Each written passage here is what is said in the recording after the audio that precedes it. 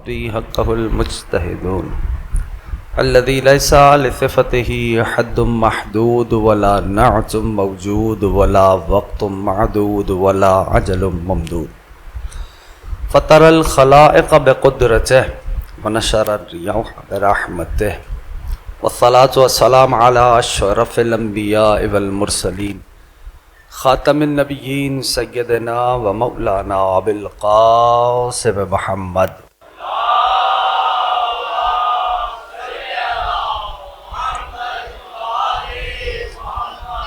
وعلى أهل البيت الطيبين الطاهرين المعصومين المظلومين المنتجبين المنتخبين الميامين أما بعد فقد قال الله سبحانه وتعالى في محكم كتابه والفرقان الحميد وقوله الحق وهو أصدق الصادقين بسم الله الرحمن الرحيم إن الله اصطفى آدم ونوحا وعلى إبراهيم وعلى عمران على العالمين درود بھیجے مل کے محمد وآل محمد۔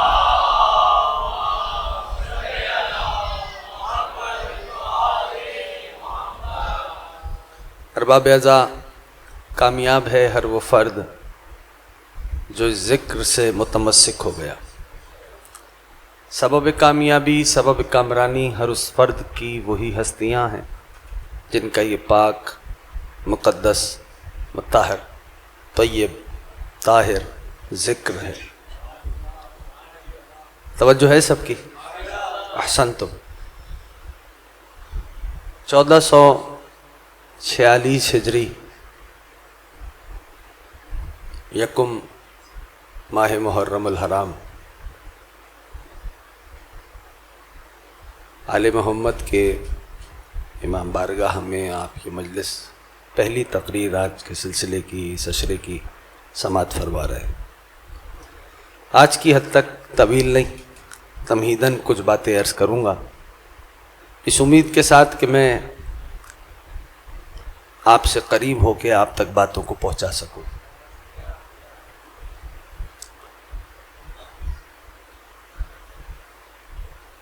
رب دو جہاں نے گفتگو کریں گے، لیکن آج تمہیداً ارشاد فرمایا اپنی لا ریب کتاب میں، اور حکم ہے، حکم کے لہجے میں سورہ توبہ میں، سرنامے کی آیت پہ انشاءاللہ گفتگو ہوگی۔ سورہ کون سی سورہ؟ سورہ احسنتم، سورہ توبہ میں۔ سورہ توبہ قرآن کریم کا 9واں سورہ ہے۔ سورہ توبہ میں حکم کے لہجے میں پروردگار فرماتا ہے، چونکہ آج پہلا سلسلہ ہے اس لیے تمہیداً بیان کر رہا ہوں۔ رب نے فرمایا کہ ہنسو کم، رو زیادہ۔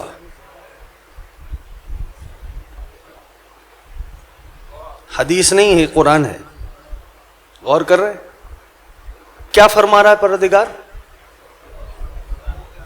ہنسو کم، رو۔ آیت کا نشان میں آپ کو آیت کا حوالہ دے چکا، سورہ توبہ میں عجیب حکم دیا۔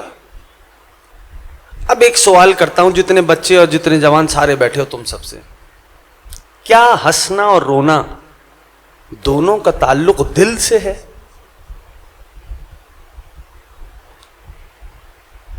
کسی نے سوال کیا، میرے اور آپ کے چھٹے امام حضرت مولانا امام جعفر صادق علیہ الصلوۃ والسلام،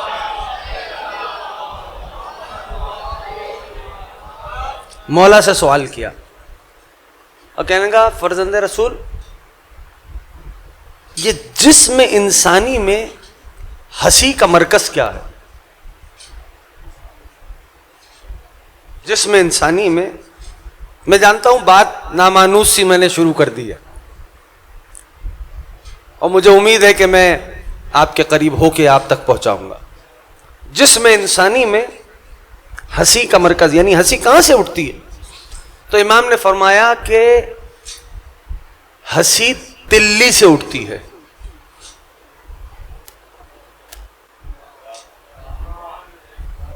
تھوڑا تھوڑا ساتھ آ جانا میرے۔ ہنسی کا تعلق دل سے نہیں، تلی سے۔ ایک بڑی طویل حدیث ہے، جا کے دیکھنا، حدیث مفضل میں یہ تذکرہ موجود ہے، ٹھیک؟ ہنسی کا تعلق کدھر سے؟ تلی سے۔ اور محاورے تو یوں ہی نہیں بن جاتے نا, بزرگ جانتے ہیں بیٹھے ہوئے, محاورے یوں ہی نہیں بنتے, محاوروں کے پیچھے کوئی نہ کوئی بات ہوتی, کوئی سینس ہے نا, یوں ہی محاورے نہیں بنتے. اب یہ تو آپ نے سنا ہوگا کہ کسی کو بہت روتا ہوا دیکھا تو فوراً آپ نے کہا آج تو آپ جی بھر کے روئے ہیں. سنا ہی نہیں سنا؟ اس کا مطلب یہ ہوا کہ رونے کا تعلق دل سے ہے. رونے کا تعلق دل سے, ہنسی کا تعلق دل سے نہیں. اچھا, اب جب یہاں تک آ گئے کہ رونے کا تعلق دل سے, رویا دل سے جاتا, اور پروردگار حکم دے رہا ہے کیا کہ ہنسو کم. اب وہ ہے مسبب الاسباب. بہت ہی مختلف انداز سے اس مجلس کا آغاز ہوا, اس اشرے کا. مولا کریم ہے, جتنی اب عبداللہ توفیقات دیں گے اس حد تک ہم آگے چلیں گے انشاءاللہ. ٹھیک ہے نا؟ آپ سارے جڑ کے میرے ساتھ سنتے رہیے گا. میں جانتا ہوں جو عام پیٹرن ہے خطابت کا, میں اسے بہت ہٹ کے بات کر رہا ہوں آپ سے. ٹھیک ہے نا؟ ادھر بہت سارے چہرے جن کو میں گاہے بگاہے کسی نہ کسی فرشیادہ سے متصل دیکھتا ہی ہوں. تو رونے کا تعلق دل سے ہے. اچھا, تب پروردگار ہے مسبب الاسباب, یعنی اسباب پہلے مہیا کرتا ہے. مثال کے طور پہ ہم سانس لے رہے ہیں تو ہوا کا پہلے سے موجود ہونا ضروری ہے. تھوڑا تھوڑا ساتھ آتے رہے, تمید ہے, کاش میں پہنچا پاؤں. ٹھیک, جیسے حکم دیا کہ بھائی وضو کرو, وضو کرو تو ضروری ہے نا کہ پانی موجود ہو. اور پھر حکم دیا اگر وضو کے لیے پانی اویلیبل نہ ہو تو پھر کیا کرو؟ احسنتم, صرف تیمم نہ کرو, پاک مٹی پہ تیمم کرو. ہر مٹی پہ تیمم بھی نہیں ہوتا.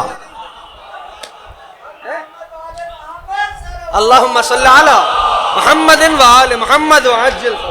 شاد باش, احسنتم. مولا امام حسین ہم سب کو اپنے روزے کا دیدار نصیب فرمائے. کہا ہر مٹی پہ نہیں, پاک مٹی. اگر پانی اویلیبل نہیں تو مٹی کا ہونا ضروری ہے, وہ بھی طیب مٹی کا. ہاں, اور پھر سبب بھی اعلیٰ سے اعلیٰ تلاش کرتے ہیں, یعنی شے بھی اگر وضو ہے تو خالص ترین پانی چاہیے, صاف ستھرا پانی چاہیے. مٹی ہے تو طیب ترین مٹی ہو, اعلیٰ ترین مٹی ہو. اسی طرح سجدہ کرو تو مٹی پہ تو کرو, لیکن جو اعلیٰ سے اعلیٰ ہو, خاک شفا کا حکم دیا گیا. توجہ ہو گئی سب کی؟ یعنی سبب پہلے موجود ہے. اگر رب کسی شے کا حکم دے رہا ہے, امر فرما رہا ہے, تو سبب کو پہلے وجود دیا. پھر اب میں نے سوال کیا ہے, پروردگار یہ جو آپ نے کہا کہ ہنسو کم رو زیادہ, تو یہ پالنے والے رونے کے لیے کوئی سبب بھی رکھا ہے؟ مرضی ہے باپ کی, اس سے زیادہ آسان کیا کروں. جوانوں سلامت رہو, بچے سلامت رہو. کہا پالنے والے رونے کے لیے کوئی سبب بھی رکھا ہے. کہا بھائی غم حسین سے بڑا کوئی اور سبب ہو سکتا ہے؟ ہنسو کم, اللہم صلی علی محمد و آل محمد وعجل. پہنچ گیا پیغام. کہا غم حسین سے بڑا بھی کوئی سبب ہو سکتا. سبب رکھا. اب آئیے ایک حدیث کی طرف. ایک اور جملہ کہہ دوں, سارے بولو گے تو کہوں گا. دیکھیے ایک حدیث بیان کرتا ہوں. وہ حدیث, اچھا یہ جو ایک نعرہ بلند ہوتا ہے نا کہ کیا بس حدیث حدیث حدیث بیان ہوتی ہے, بھائی قرآن پڑھو, قرآن قرآن قرآن قرآن کی تلاوت کا ہے. تو یہ یاد رکھنا بچوں سے اور جوانوں سے کہہ رہا ہوں, یہ جو سلوگن, یہ جو نعرہ بلند کیا جاتا ہے, یہ قرآن کہ حدیث نہیں قرآن. ہاں, یہ جو نعرہ, یہ جو سلوگن بلند کیا جاتا ہے, اس کے پیچھے قرآن کی محبت نہیں, اطرت کی عداوت شامل ہے. کیوں؟ جب حدیث بیان ہوگی تو یقیناً آل محمد کے فضائل بیان ہوں گے. اب آپ کی مرضی ہے. میں جانتا ہوں تمید بنا استوار کر رہا ہوں کہ آئندہ آنے والی تقریروں میں انہی سے استفادہ کروں. اب اس منزل تک آ گیا. اب ایک حدیث سنیں, سب کی سنی ہوئی حدیث. وہ حدیث کیا ہے؟ من بکا فوجب علی الحسین فوجبت لہ الجنہ. بات رونے سے شروع ہوئی. اچھا بہت سارے لوگ ایسے ہیں جو کہتے ہیں صاحب آپ ہر وقت رونے کی تبلیغ کرتے رہتے ہیں, اس کے علاوہ آپ لوگوں کو کام نہیں. جب دیکھو تو بھائی اس بات کو سمجھو کتنی طاقت ہے اس آنسو میں. یہ جو آنسو ابا عبداللہ کے نام پہ ہماری آنکھوں سے بہتا ہے, اس میں طاقت کتنی ہے. آسان سا بتا رہا ہوں, جوانوں کو ایک فارمولا دے رہا ہوں, اس کی طاقت چھوڑو, اسی سے اندازہ لگا لو کہ بہ رہا ہے میری آنکھ کا آنسو, کلیجہ دکھ رہا ہے جناب کا. طاقت سمجھ میں آ رہی ہے؟ یہ امام حسین کے نام پہ, یا یہ سید الشہداء کے نام کا آنسو ہے جو ابا عبداللہ کے نام پہ رخسار پہ جاری ہو رہا. یاد رکھیے, یاداداری یہ سید الشہداء بہت قیمتی شے.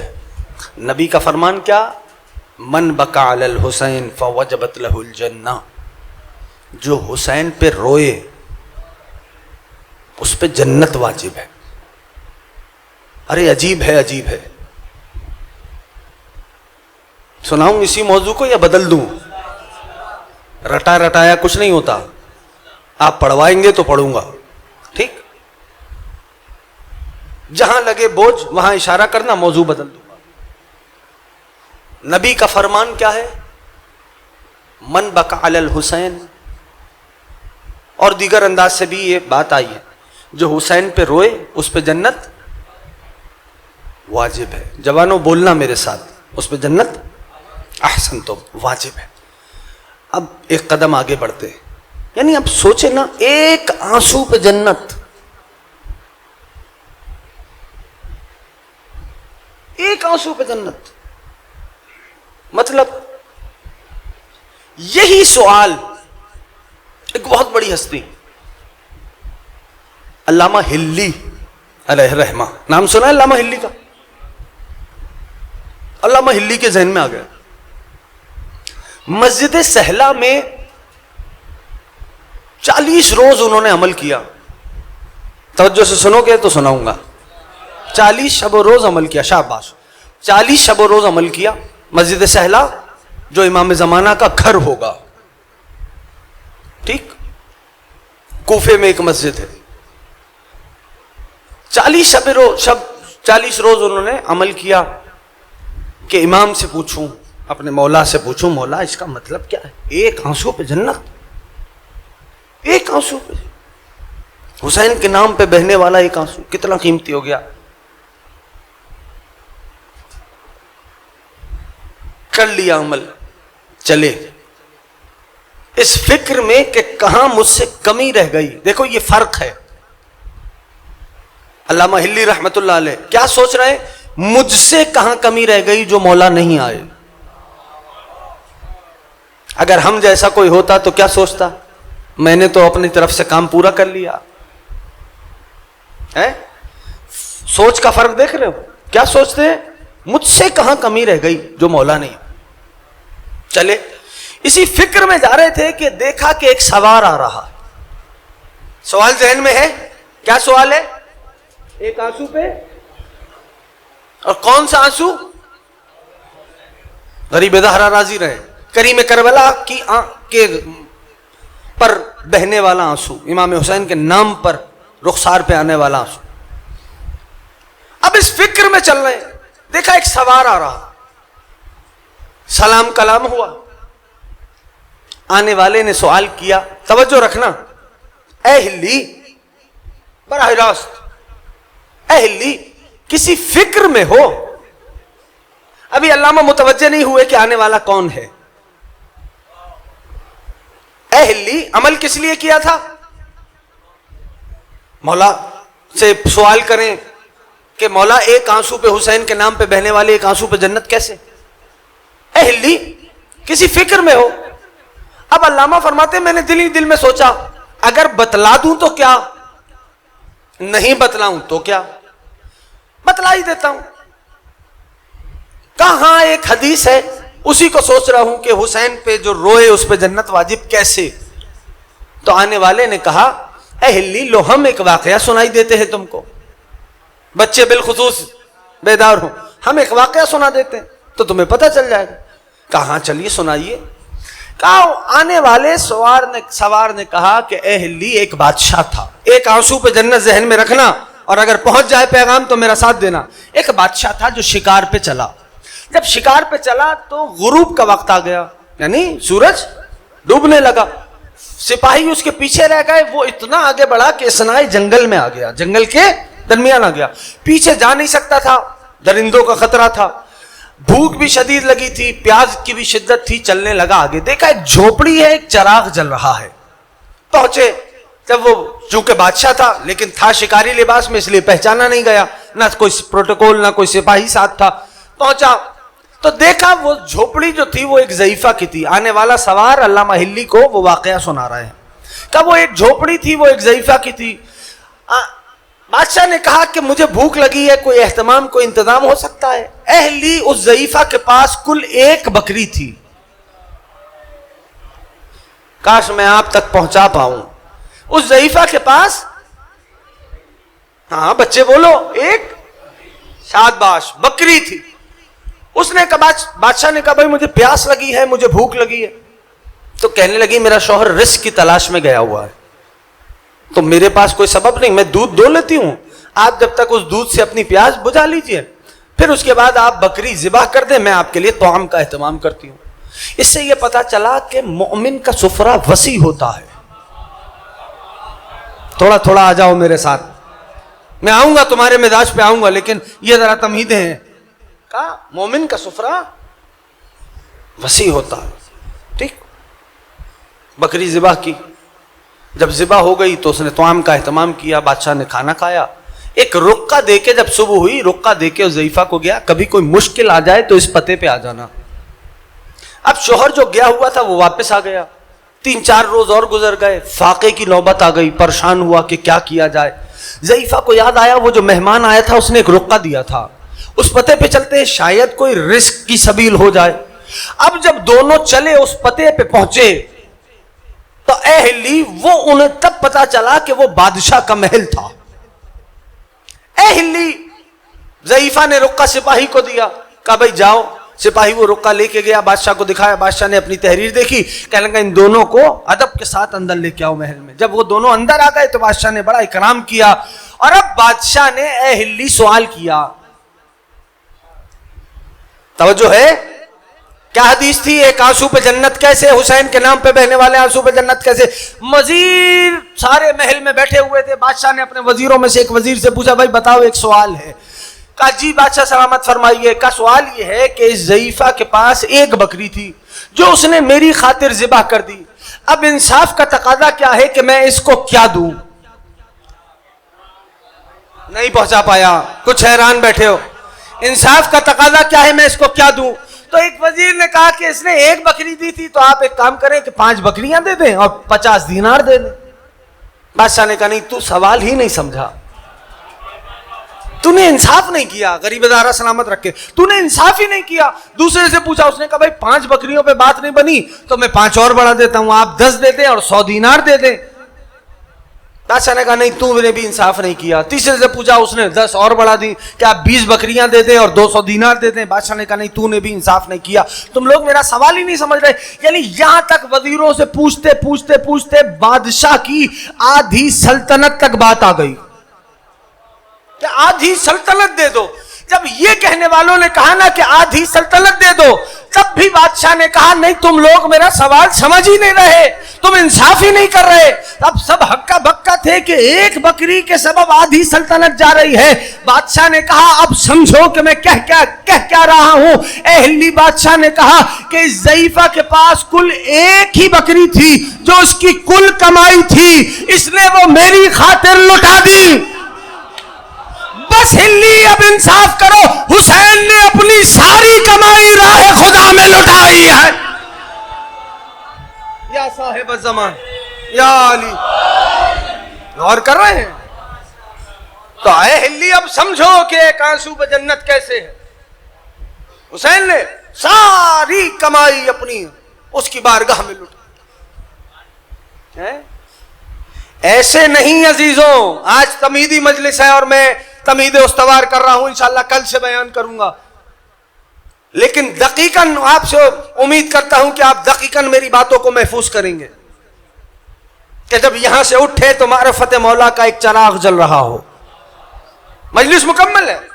اگر کوئی ایک بچہ، ایک جوان، ایک دوست میرا معرفت مولا کا چراغ لے کے اٹھ جاؤ، یاد رکھیے کاہلی سمجھ میں آیا. اب علامہ متوجہ جب تک متوجہ ہوئے تو جو آنے والی ہستی تھی وہ اوجھل ہو چکی تھی. غور کر رہے ہیں؟ اب ایک بات اور سن لو آج کی حد تک، کہ جیسے دیکھو دنیا بازار ہے، بازار ایک بازار ہے. بچے اور جوان، دنیا ایک بازار ہے، ٹھیک ہے نا. اب ہوتا کیا ہے، معصوم کا فرمان سنو کہ انبیاء اور ائمہ، توجہ ہے نا، سناؤں، انبیاء اور ائمہ اس امت کے باپ کی طرح ہیں. کیا ہے انبیاء اور ائمہ؟ باپ کی طرح. ہاں؟ اب جیسے بچہ جو ہے وہ کرتا کیا ہے، اگر بابا کے ساتھ آیا بازار اور بازار میں رنگین شوکیسز دیکھے، اس نے بہت اچھی اچھی دکانیں دیکھی، ہاں، تو باپ کی انگلی پکڑا ہوا تھا. جب اچھی اچھی دکانیں دیکھی باپ کی انگلی چھڑائی اور چلا گیا اس دکان میں. جب اس دکان کو سارا اچھی طرح دیکھ کے باہر آیا تو وہ یہ سوچنے لگا کہ باپ گم ہو گیا. درمیانے بازار میں ہاتھ چھڑا کے باپ کا چلا گیا. جب دکان میں گیا اور دکان کو دیکھ کے باہر آیا تو باپ نہیں ملا. بچہ کیا سوچ رہا ہے؟ بولو، باپ گم ہو گیا. لیکن ہوا اس کے برعکس ہے. میں جانتا ہوں تھوڑی سی نامانوس باتیں ہیں، لیکن آپ ساتھ دیں گے تو میں یہی نامانوس باتیں آپ کے لیے مانوس بناؤں گا. ہوا کیا ہے؟ بچہ گم ہوا، باپ گم نہیں ہوا. ہاں، تو انبیاء اور ائمہ کی مثال کیسی ہے؟ باپ کی مثال ہے. وہ چاہتے یہ ہے کہ اولاد کو، بچوں کو اس دنیا کے بازار سے اطمینان کے ساتھ گزار دیں. میں کیا کروں، کتنا آسان کروں. اس دنیا کو میں بچوں کو بہت اطمینان کے ساتھ، کہ وہ دنیا میں بہہ نہ جائیں، اس کی رنگینیوں میں ڈوب نہ جائیں، اطمینان کے ساتھ اس دنیا کے بازار سے گزار دیں. لیکن بچے مجبور ہوتے ہیں کہ وہ رنگینیاں دیکھ کے باپ کی انگلی چھڑا دیتے ہیں، اور جب آتے ہیں تو کہتے ہیں باپ غائب ہو گیا. ارے باپ غائب نہیں ہوا، تجھ پہ حجاب آ گیا ہے. غور کر رہے ہیں؟ یعنی یا علی یا علی یا علی مولانا یا علی، اللہم صلی علی محمد وآل محمد وعلی. باپ غائب نہیں ہوا، غائب تم ہو گئے. غور کیجئے اور دقیقاً محسوس کیجئے. دیکھیے ترہ امتیاز ہی یہی ہے کہ دنیا، کہہ دوں جملہ، دنیا عالم غیب سے منقطع ہو گئی.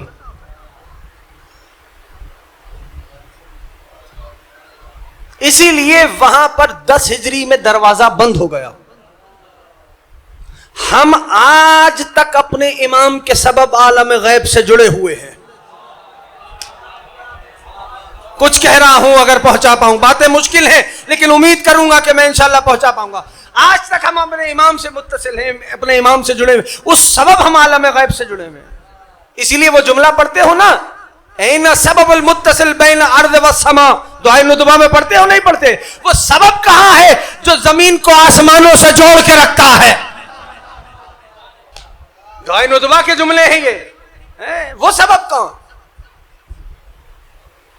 جانتے ہو کہ ہماری تمہاری دعاؤں میں اتنا دم ہے کہ اس کی توجہ کو عرش سے کھینچ کے فرش پہ لے آئیں. نہیں، کوئی ہے جو دعا کرتا ہے، جو اس کی توجہات کو کھینچ کے ہماری طرف مرکوز کر دیتا. اسی لیے دعائے ندبہ کے وہ جملے ہیں. یہ دعاؤں کا ترجمہ پڑھا کرو جوانوں، تاکہ تمہیں احساس ہو. اپنے مولا سے ہر روز بات کیا کرو. بچوں سے کہہ رہا ہوں، جوانوں سے کہہ رہا ہوں. آپ کہو گے تو موضوع بدل دوں گا، مجھے مشکل نہیں. بس جو ذکر کا آغاز ہو گیا انشاءاللہ اگر مولا نے حیات دی اور زندہ رہے تو بیان کرتے رہیں گے. یہ یاد رکھیے اس بات کو، اپنے مولا سے بات کیا کرو. کل حدیث مکمل سناؤں گا، آج کی حد تک آخری جملہ سنیں اور پھر مصائب کا آغاز کروں گا. ٹھیک 5 بجے میں ذکر کا آغاز کروں گا انشاءاللہ. اور یہ جو کہا جاتا ہے نا قبلہ زیب ممبر ہوں گے، یہ جملہ کہتے ہیں نا قبلہ زیب ممبر ہوں گے، سنا ہے نہیں سنا؟ تو بھائی ممبر کی زیب تو ایک ہی ہستی ہے.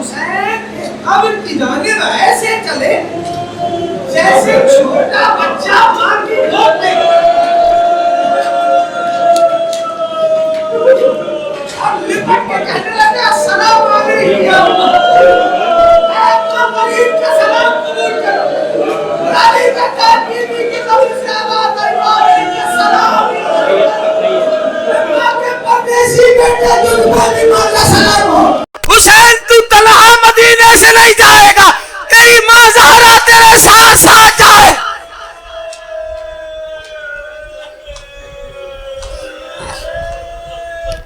اللهم لنا اول ظالم ظلم حق محمد وآل محمد وآخر تابعين لولا ذلك.